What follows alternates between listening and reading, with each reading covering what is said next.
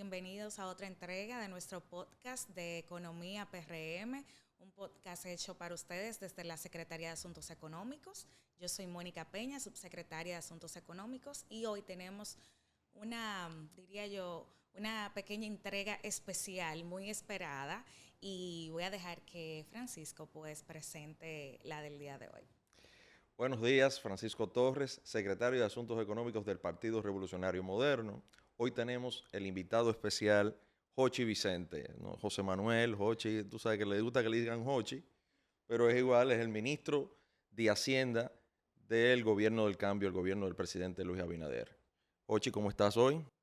Muchas gracias, Francisco. La verdad es que Mónica dice pequeño, pero yo de pequeño no tengo nada. Un pequeño especial. Esperado, lo que ella dijo fue que es muy esperado, claro, porque teníamos tiempo cayéndote atrás, pero no, en temas de agenda, claramente, entendible, Jochi. Jochi, nosotros queríamos empezar, siempre hacemos esta pequeña introducción de que este programa, esta entrega para nuestras redes y para nuestros militantes y seguidores del Partido Revolucionario Moderno, se hace con la intención de explicar lo más sencillo y llano posible las ejecutorias del gobierno y nuestros planes. Y obviamente una de las cosas que viene a la mente es que cuando nosotros entramos en el gobierno en el año 2020, en agosto 2020, encontramos una situación calamitosa, una situación de pandemia, y siempre nos gusta remontarnos a esa época para decir algunas de las cosas que se tuvieron que hacer en ese periodo. Yo sé que quizás no es bueno recordarlo, porque fue un momento quizás muy difícil donde te pusiste un poquito más viejo, pero en ese momento, llévanos a ese momento, ¿qué encontramos? ¿Cuál fue la situación del gobierno en temas fiscal, verdad? Porque tú eres el que maneja la política fiscal del gobierno. ¿Y qué encontramos en ese momento? Y luego de ahí entonces empezamos a la dinámica, recontar algunas de las cosas y las ejecutorias que se han hecho desde el Ministerio de Hacienda. Mira, la verdad que fueron momentos muy difíciles porque nadie hubiera estado o nadie estaba preparado para ese choque externo que nosotros tuvimos con el tema del COVID.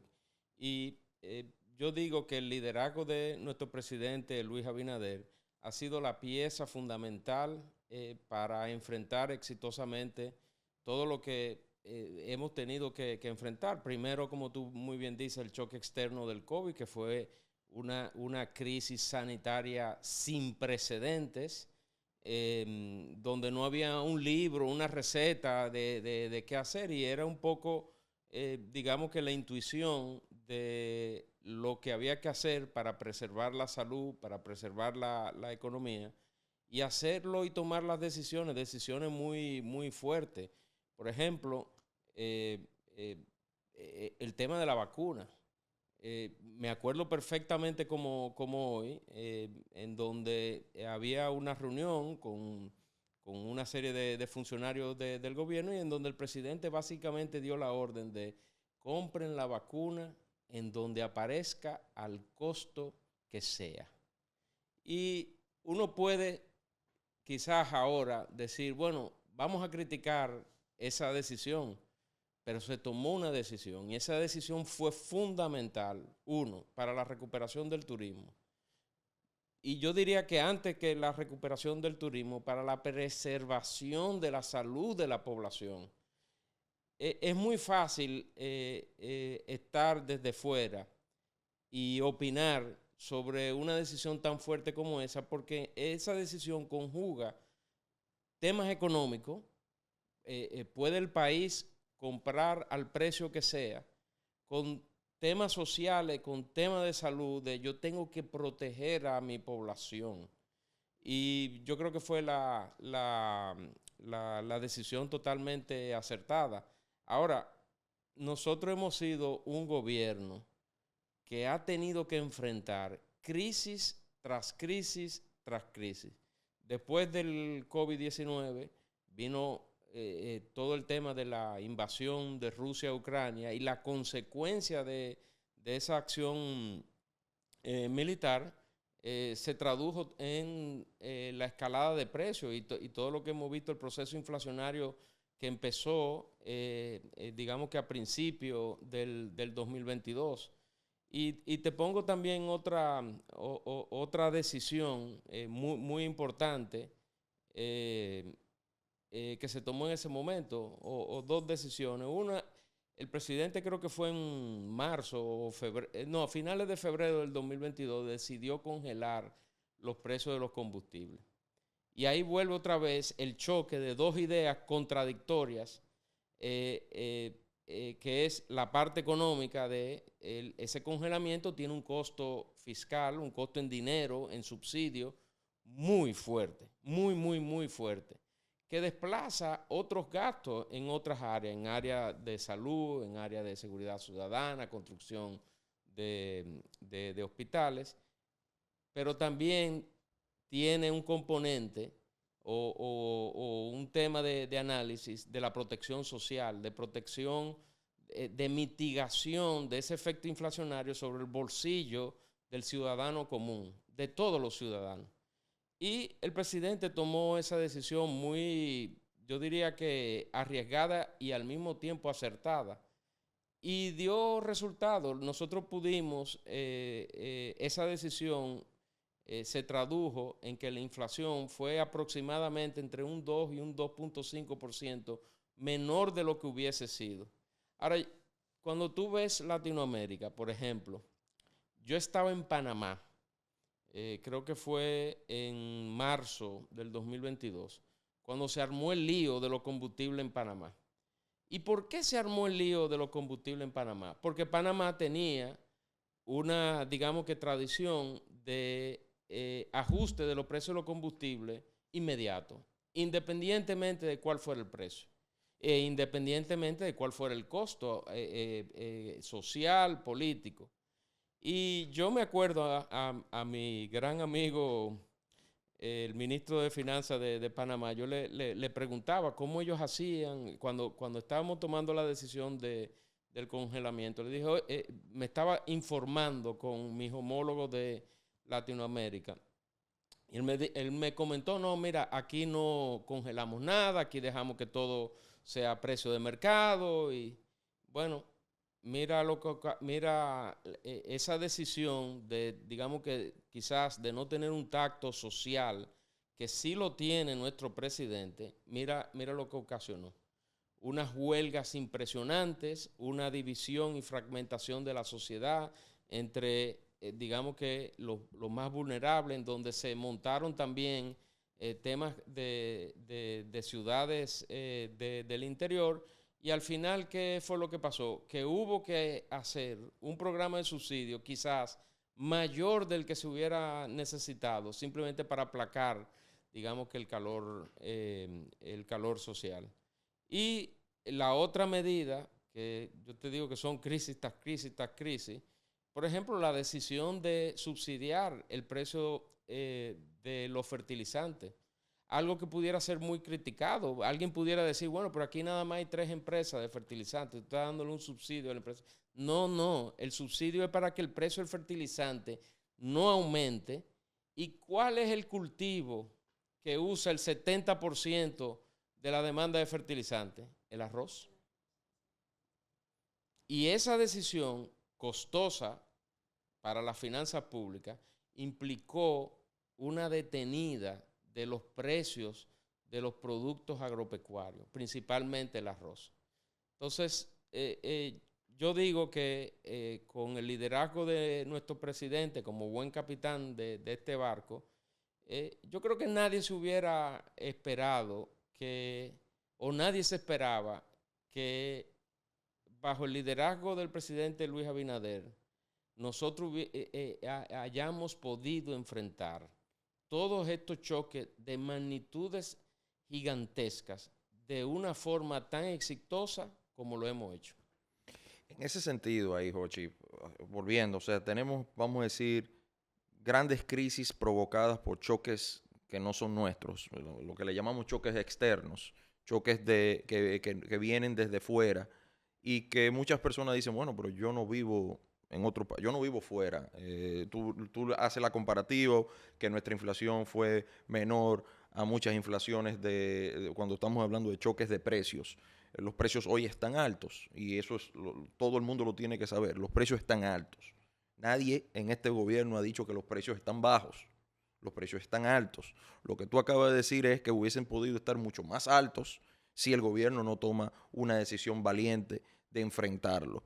Y que esas decisiones cuestan dinero y que nos va a costar en el tiempo más dinero aún por temas de que tú nos puedes explicar más adelante. Pero que ha sido una decisión del gobierno de no traducirle ese costo directamente a la población dominicana, ya sea por temas que no vienen, que son ajenos a nuestro país, como son el COVID-19 y guerras extranjeras que tampoco tienen nada que ver con República Dominicana, pero sí tenemos también algo que ocurrió justo al lado, en nuestra isla, que fue el asesinato de un presidente justo y eso ha cambiado una dinámica también como trabajamos con el vecino.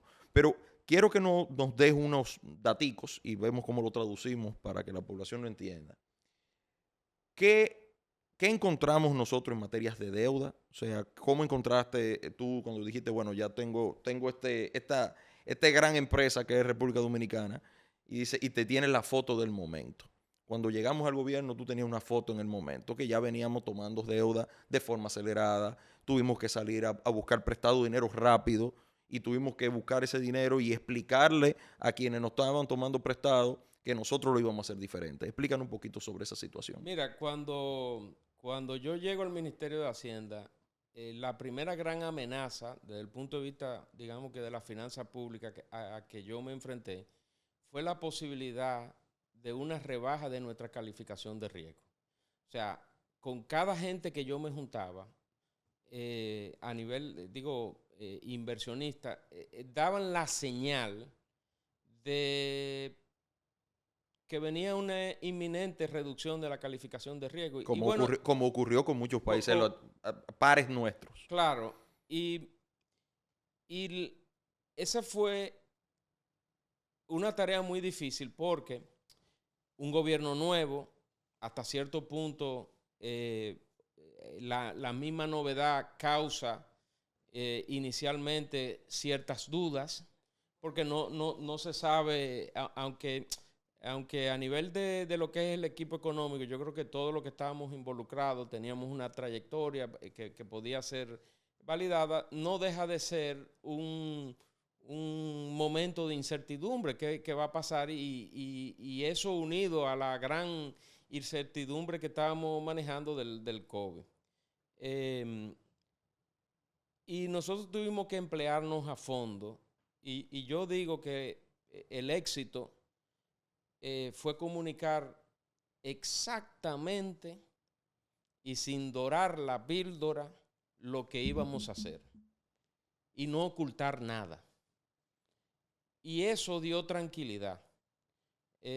A mí, por ejemplo, te voy a dar dos preguntas que me hicieron a mí inversionistas de fuera y agencia calificadora. ¿Usted va a llegar a un acuerdo con el Fondo Monetario Internacional? Eso es ahí mismo, a días de nosotros. ¿Tú sabes cuál fue la respuesta? Todo está en la mesa. Todo está en la mesa. Si el país necesita llegar a un acuerdo con el Fondo Internacional, nosotros llegaremos a un acuerdo. Vamos a hacer todo lo posible para salir de la situación nosotros, pero yo no rechazo nada, yo no cierro ninguna puerta.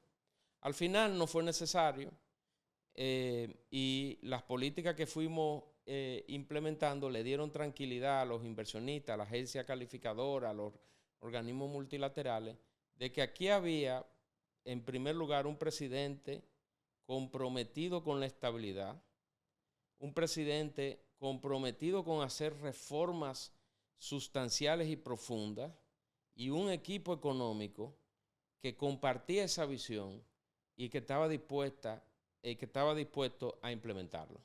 Entonces, yo creo que eso inmediatamente quedó evidenciado en octubre, cuando salimos a los mercados y en medio de esa situación, los mercados, un gobierno nuevo, el problema del COVID, los altos déficits que se estaban teniendo para atender la salud y la pérdida de recaudaciones, y la reacción del mercado a prácticamente 2 meses de nosotros tomar la rienda del poder y de la finanza pública, fue un espaldarazo inmenso, porque nosotros logramos colocar ventajosamente una cantidad significativa de recursos, que eran los recursos que necesitábamos para los subsidios del FASE, del PATI, los subsidios focalizados que se dieron a las empresas para que no despidieran a los trabajadores, financiar las pérdidas de recaudaciones. Y esa emisión fue sin ningún problema, a costos competitivos y con una sobredemanda excepcional. Entonces yo te diría que ese fue, digamos, que parte de lo que nosotros tuvimos que lidiar cuando nosotros asumimos la rienda de la finanza pública. Obviamente, una de las cosas que siempre sale, y sale más, ojo, en el patio, como digo yo, el tema de la deuda. República Dominicana es un país que tiene una deuda moderada. Nuestra deuda no es alta, es moderada. Ahora, el problema es que los intereses como porcentaje de los ingresos fiscales son altos. Y eso es un tema que tenemos que atender. Y eso es lo que hemos venido haciendo desde el Ministerio de Hacienda desde agosto del 2020 a la fecha. Manejar esa deuda moderada y limitar el crecimiento de los intereses como porcentaje de los ingresos como una forma de darle sostenibilidad a la finanza pública. Pero vamos a hacer un temita político ahí. Cuando nosotros entramos al gobierno, en medio de una calamidad, y tuvimos que ir al mercado a salir a buscar prestado en medio de una calamidad. Tú bien dices, mira, ya estábamos próximos a que nos dieran una reducción de calificación. Eso hay que explicarlo primero.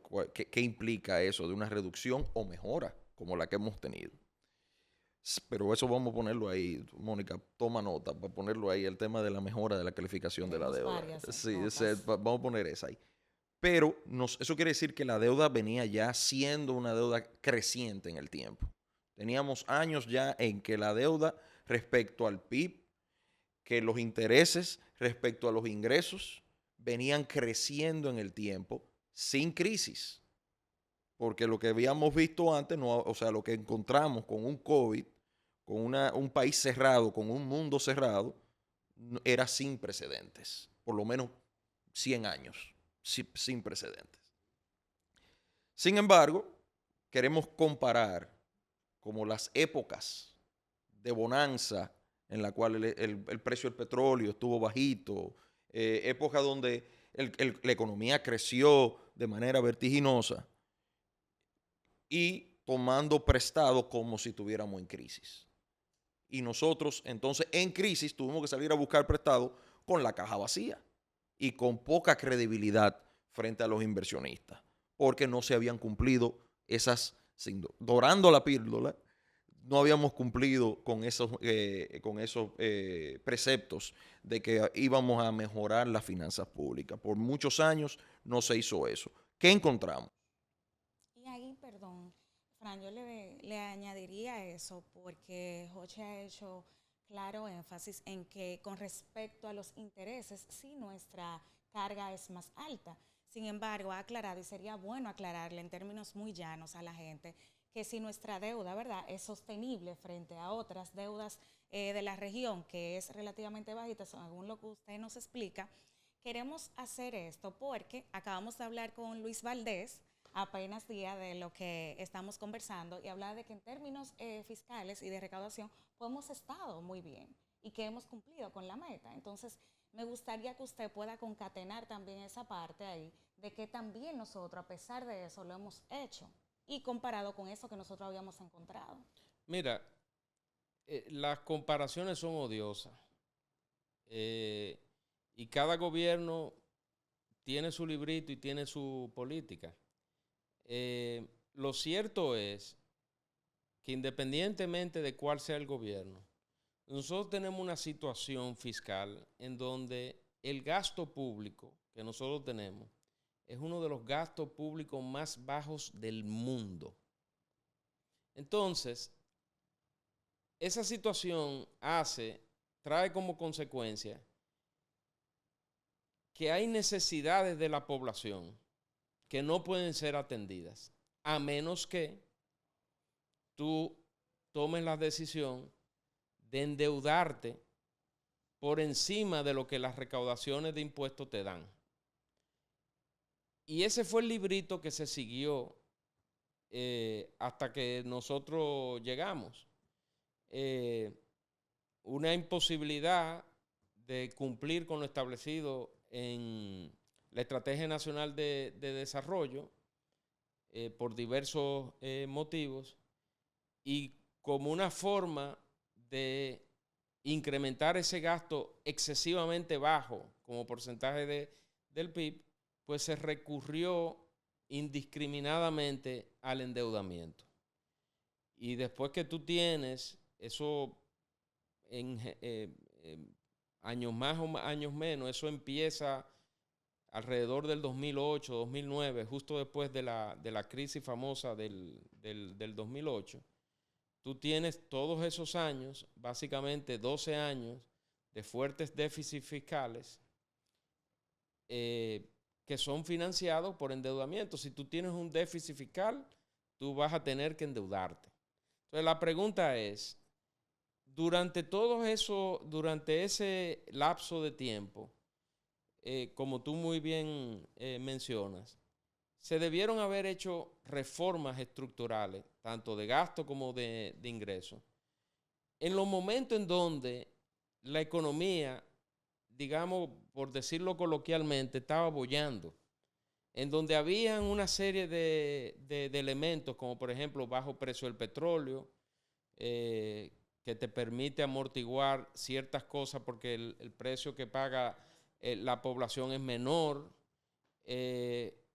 la economía creciendo a buen ritmo, por encima de su potencial, una devaluación, digamos que controlada, y esas decisiones no se tomaron. Y la consecuencia de la no toma de esa decisión es una deuda que, si bien no es alta, como dije, porque nosotros no recibimos una deuda alta, nosotros no recibimos un problema de deuda inminente, no, eso no es verdad. Nosotros recibimos una deuda moderada, con una situación que eventualmente habrá que atender del tema de los intereses como porcentaje de los ingresos. Y desafortunadamente, yo siempre digo que a nosotros nos tocaron limones y estamos haciendo limonada. Esas reformas no son posibles hacerlas en momentos como lo que hemos estado viviendo. COVID, el tema de la guerra, el tema de la inflación, después los fletes subiendo, eventos atmosféricos.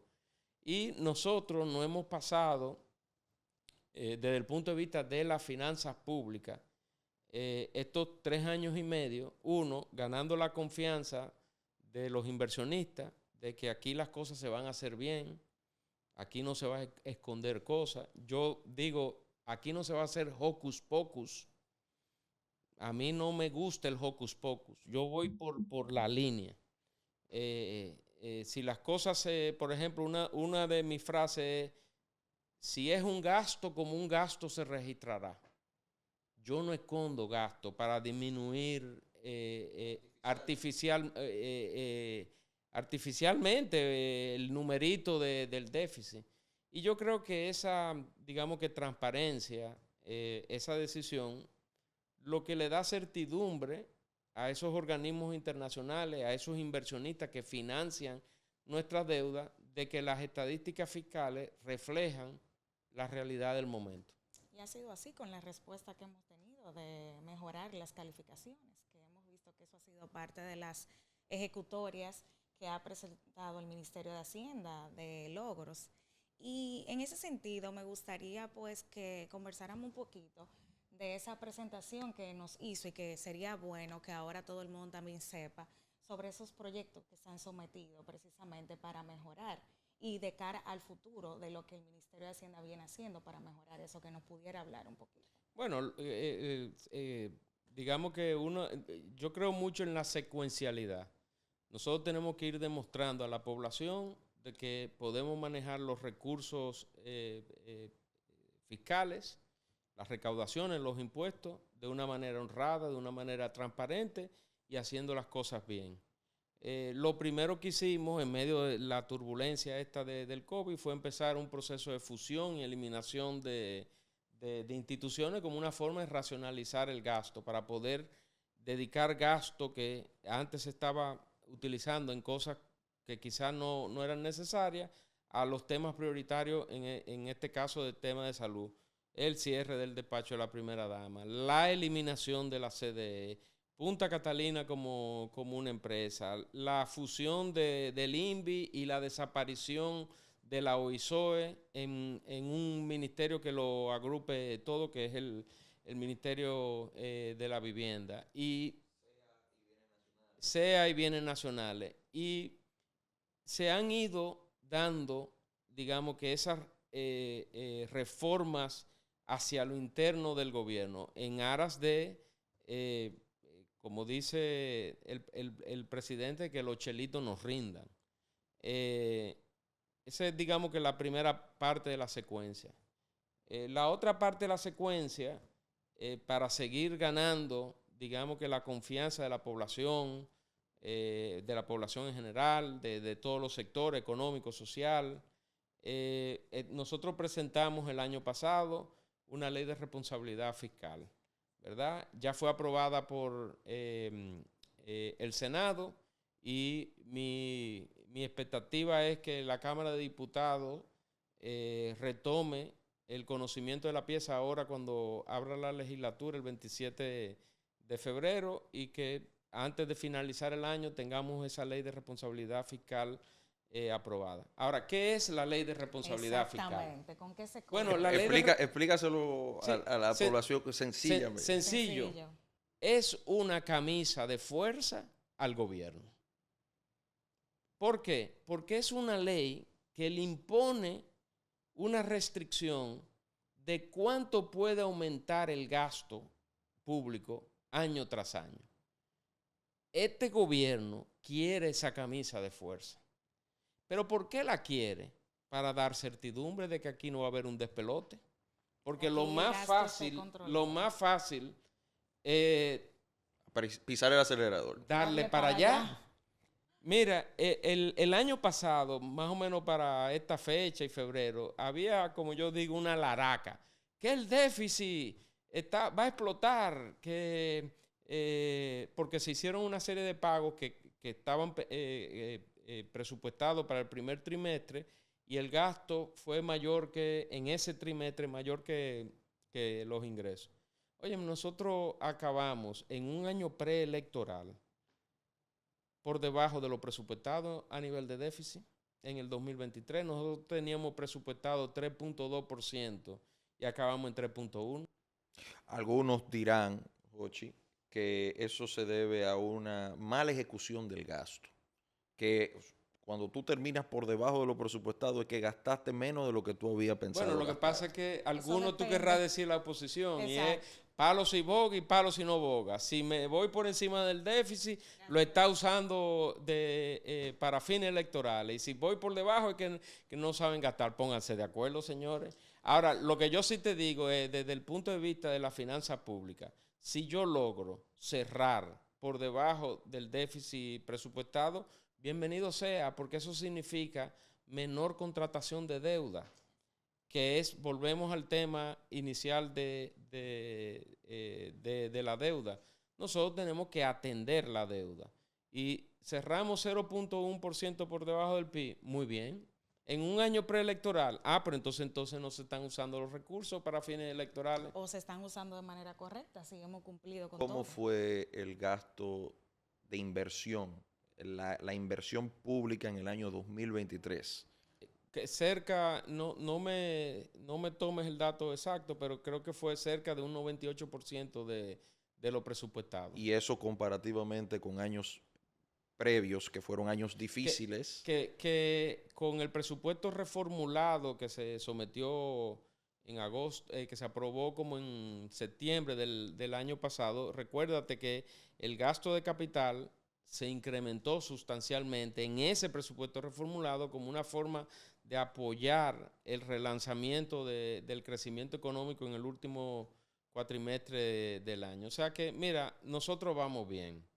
El presidente está inaugurando obras a todo lo largo del territorio nacional.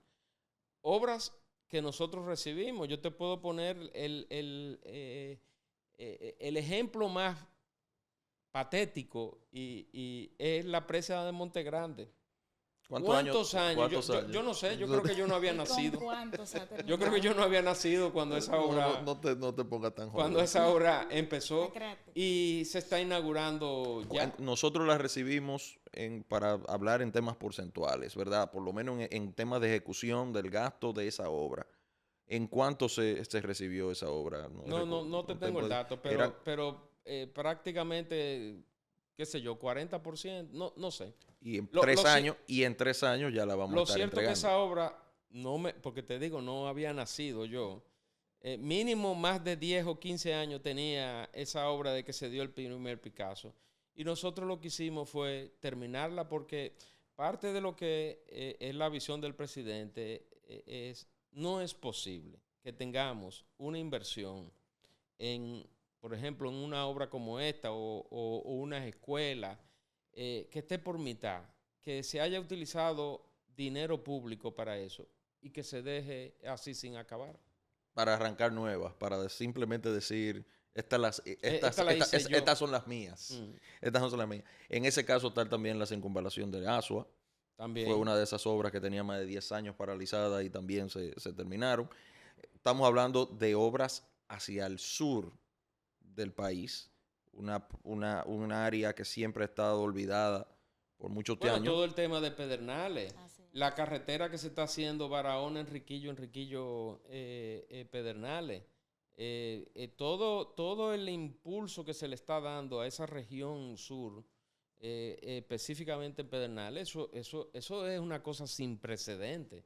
Y tú dirás, y aquí viene la parte para que tú veas la diferencia entre politiquería y política. Política de la concepción, digamos que buena de la política. Pedernales. ¿Cuánta gente vive ahí?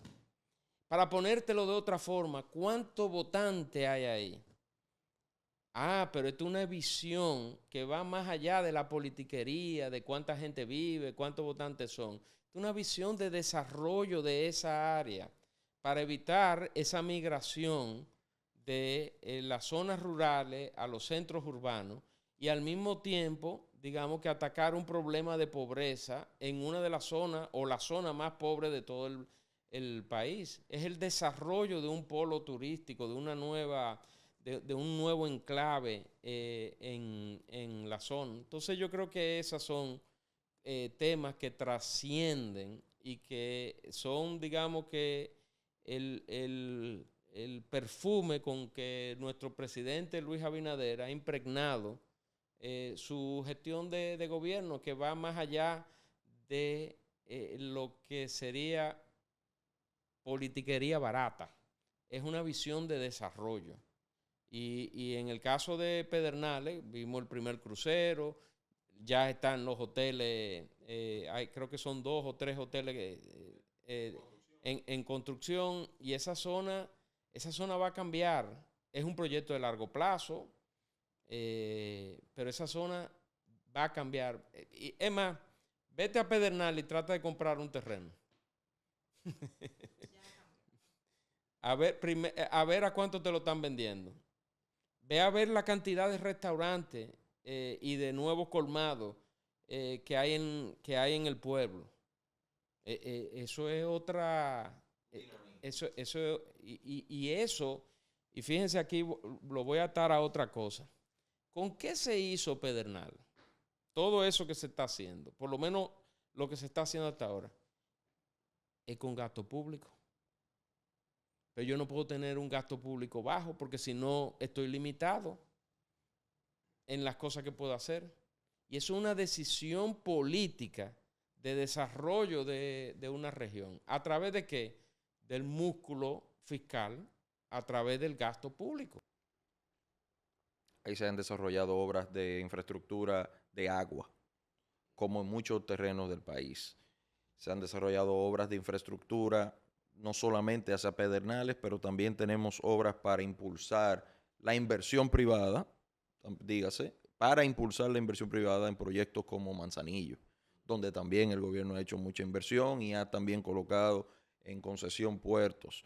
En el caso de Arroyo Barril, en Samaná, impulsando zonas nuevas como Miches, que también el gobierno ha tenido que hacer inversión en infraestructura de agua, temas de sanidad, porque aunque tenemos la dicha de tener un panorama natural, espacios naturales como Miches, pero sin agua y sin desarrollo de infraestructura para recoger el agua sucia y cosas, no se puede desarrollar una zona.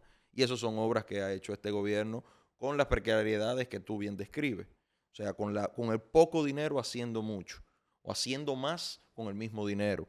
O sea, rindiendo los chelitos, como dice el presidente. A futuro, Jochi, ¿cómo entonces vemos la perspectiva económica? Que desde la política fiscal, ¿cuál es ese mandato del presidente? ¿Qué son las cosas, esas ejecutorias, esas prioridades ya para el año 2024? Que bien dices, es un año electoral, pero para nosotros eso no cambia porque tenemos el mismo mandato de hacer las cosas bien. ¿Cuáles son esas perspectivas? Mira, República Dominicana objetivamente es un oasis en Latinoamérica. Nosotros, yo te puedo decir, por los contactos que yo tengo, quizá la palabra es muy fuerte, pero mucha gente envidia el desarrollo económico, la estabilidad política que nosotros exhibimos. Porque a pesar de las escaramuzas políticas del momento, nosotros somos un país de estabilidad política, en donde hay diferencias, quizá ideológicas, entre los partidos, hay diferencias de cómo atacar diversos problemas, pero aquí no se ven esos swings tú lo puedes ver en toda Latinoamérica, en donde viene un gobierno y desbarata completamente todo lo que ha hecho el otro gobierno con otras decisiones y después viene otro. Y nosotros estamos hasta ahora, digamos que vacunados a eso. Yo veo para República Dominicana un futuro promisorio de mucho crecimiento económico, y el gobierno se enfocará en hacer su función, que es la función de redistribución de la riqueza, destinar gasto público a mejorar servicios demandados por la población, dentro de los planes que hay hacia futuro en términos de infraestructura. Se está viendo todo el tema de, por ejemplo, aquí en Santo Domingo, todo el tema del tren metropolitano, que es una solución o parte de la solución al problema de transporte. Lo mismo va a pasar, por ejemplo, en Santiago con el monorriel, que debe estar listo este año. Y después también hay temas pendientes que nosotros enfrentaremos, como el tema de salud, profundizar los servicios de salud a la población, hacer que los servicios de salud sean cada vez, digamos que menos costosos, menos onerosos a la población. Y por último, otra gran área, que es una área, digamos que buque insignia de nuestro presidente, el tema de seguridad ciudadana. Es un tema, fíjate que todos los lunes el presidente va personalmente a juntarse ahí en la policía a ver los progresos del plan de seguridad, seguridad, de la reforma del tema de la seguridad ciudadana. Y yo te diría que con esos elementos son los elementos que nosotros seguiremos potenciando y que seguiremos trabajando en eso.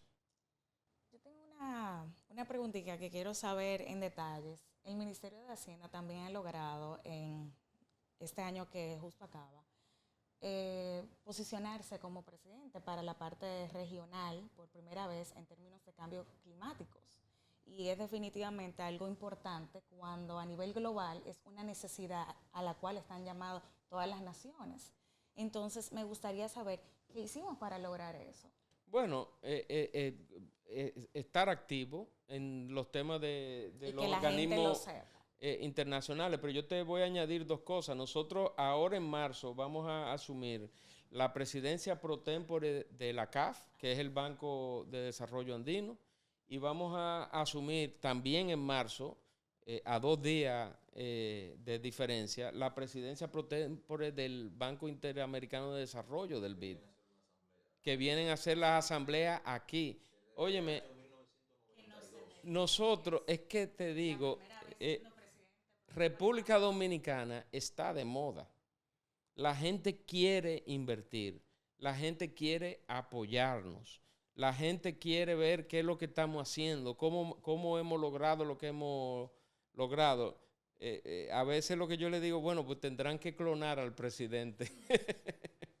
La verdad es que tenemos una dicha de, aunque con todas las calamidades y con todos los distintos retos que hemos encontrado, quizás el mejor capitán para guiar este barco en aguas muy turbias, en aguas muy difíciles ha sido el presidente Abinader, que junto a un equipo de hombres y mujeres y muchas personas que le han puesto mucho empeño y muchas horas a buscar soluciones con escasos recursos.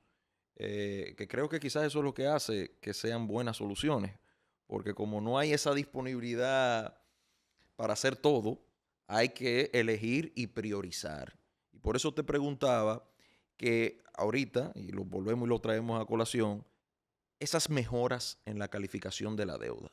Y creo que con eso ya podríamos ya hacer y cómo eso se aterriza en la mejora de la calidad de vida de las personas. Esas mejoras de calificación de la deuda, que es un espaldarazo al gobierno de turno y al gobierno que está haciendo las cosas bien.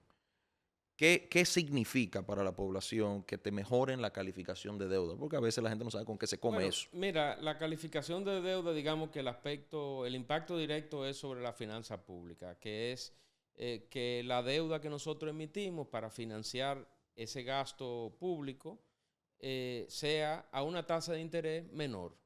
Y al igual que en un hogar que tiene que quizá ir al banco para financiar parte de su vivienda o comprar un carro, mientras menor sea la tasa de interés, menos dinero tú tienes que pagarle al banco.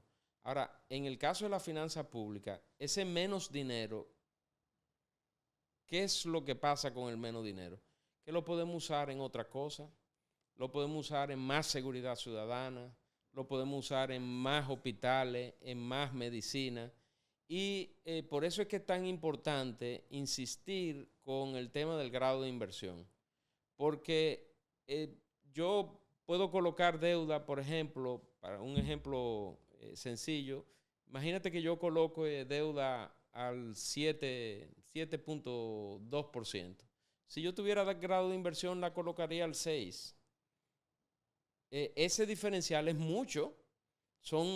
Por toda la deuda que nosotros tenemos, puede llegar a 500, 600 millones de dólares al año en ahorro. Entonces, ahora, el impacto también para la población, aparte de más gasto destinado a necesidades que demanda la población, es que una mejora de la calificación de deuda del país inmediatamente impacta también la calificación de deuda de nuestros bancos, de nuestro sistema financiero.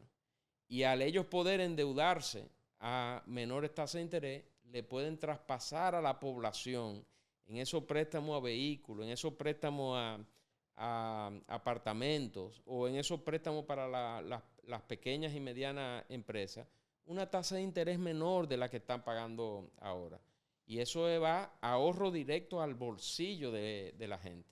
Y por eso es nuestra insistencia con seguir trabajando para obtener el grado de inversión. ¿Cuál es el plan de llegar a grado de inversión? Bueno, son dos cosas fundamentales. Nosotros cuando llegamos a Hacienda hicimos un análisis de gaps para determinar las cosas que nosotros teníamos que mejorar. Hay dos cosas, la parte institucional y la parte fiscal.